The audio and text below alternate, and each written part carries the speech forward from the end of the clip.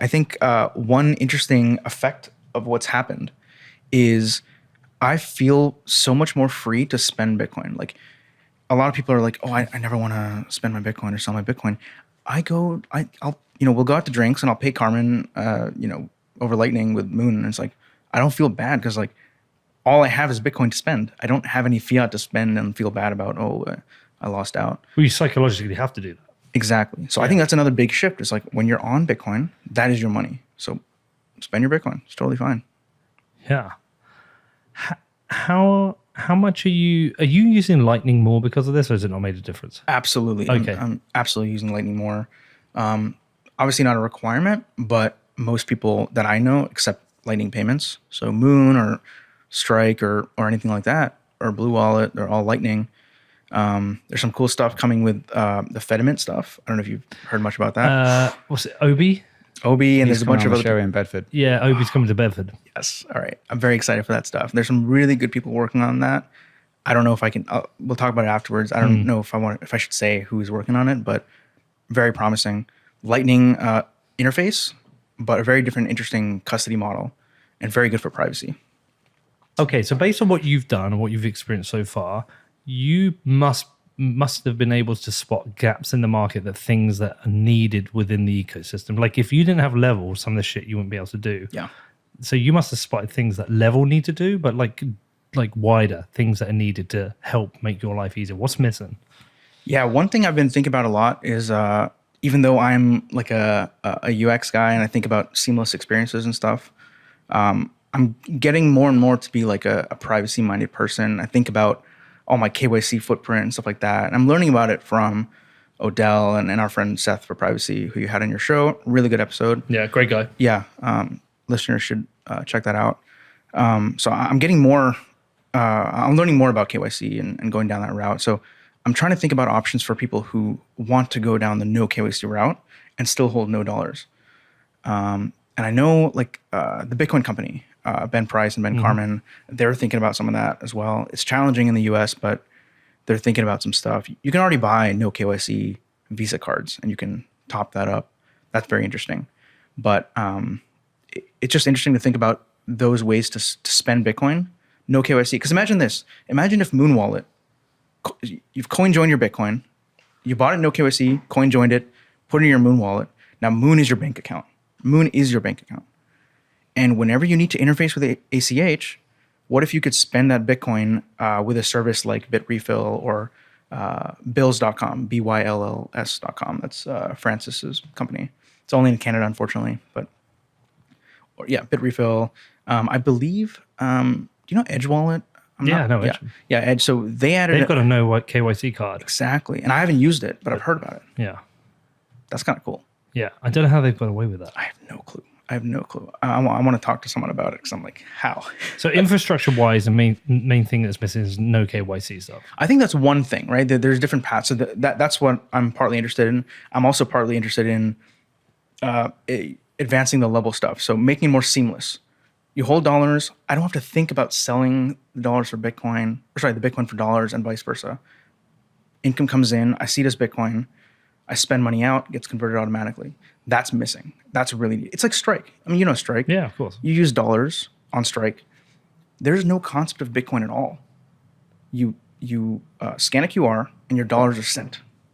So I want the reverse. I want like the exact reverse of that.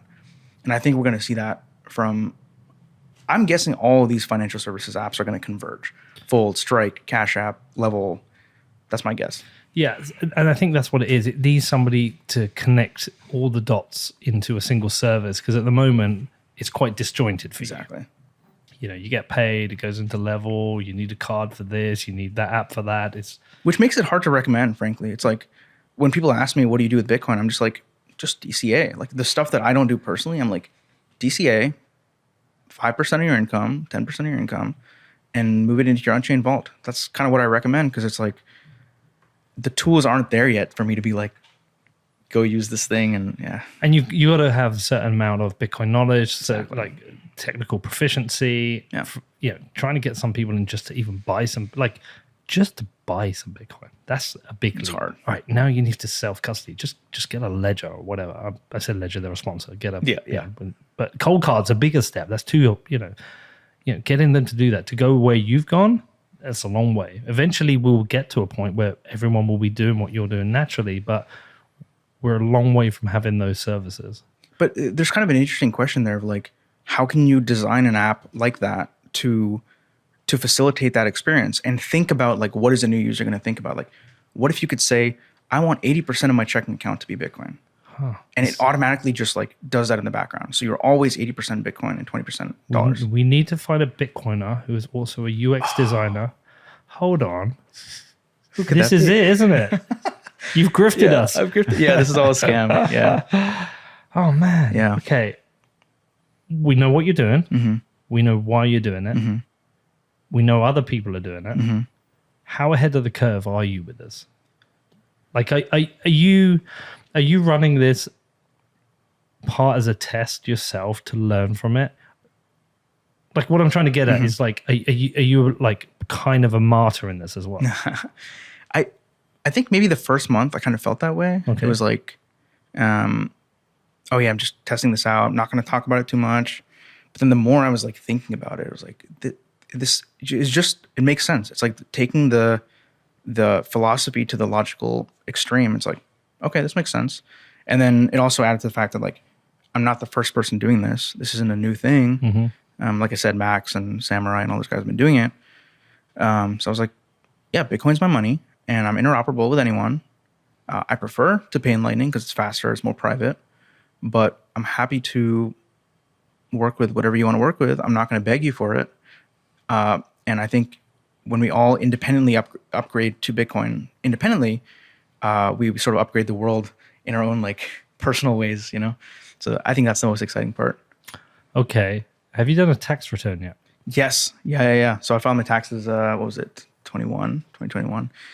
Hold on, but you started this in November? November 2021. Yeah. So there wasn't a lot. There wasn't a lot of buys and sells, but we can talk about what are some issues there. And Senator Lummis and Gillibrand put in this great bill. Yeah, there's an awesome thing in there, and they wanted to remove transactions under $600, I think it was, from having any tax liability, and that would grow with inflation. It's a great bill. It's a great part of the bill, but it doesn't exist right now. Mm-hmm. So for you, every transaction you do. But hold on, again, you're doing everything on the credit card in the dollars, so you pay the dollars off and you stack the sats. Now, I do sell some Bitcoin though. You do. It does happen.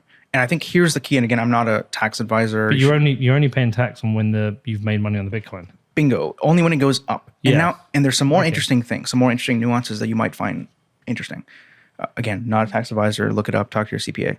But as far as I know, as far as I can tell, within the tax year, you can offset gains and losses such that they cancel out within Bitcoin. I think that's the wash sale rule, as far as I know, doesn't apply to Bitcoin. Yeah. So most of the time, you're going to be coming out zero anyway.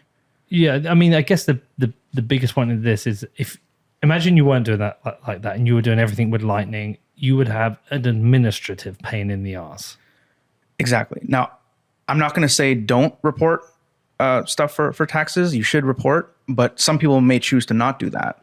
And that's an option if you're not doing no KYC transactions. I don't think you should do that. I don't do that.